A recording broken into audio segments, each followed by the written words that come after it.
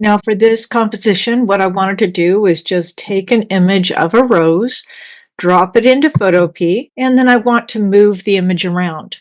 So with all that space around the image, we really don't have any one particular area to focus on. Now, the other problem with this is that I have a great big space underneath the small flower in the center. So to make this a more interesting composition, I want to make a few changes.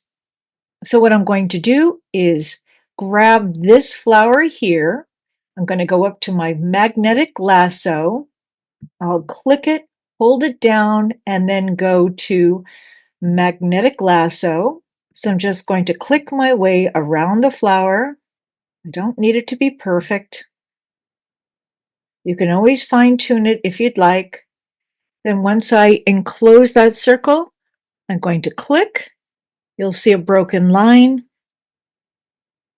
Then you can go up to edit and copy or do command copy and then paste. Then I'll go up to the arrow up here, back to my flower, and then I can move this around. Now let's say I want to grab this flower and I have this in the foreground. I'm going to go over to the little eye here on this layer and click it to hide it. Then I'm going to do the same thing to grab this flower right here.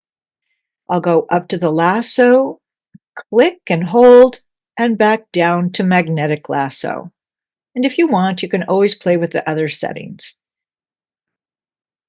Then I'm going to close the circle and click, have the small broken line, go up to edit, go down to copy and paste. Then back up to this arrow,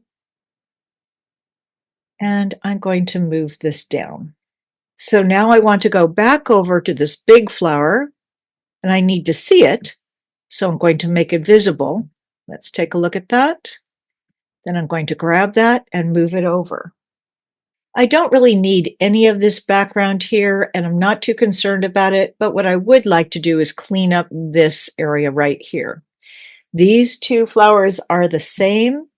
I can just move it over a little bit because that's really all I need.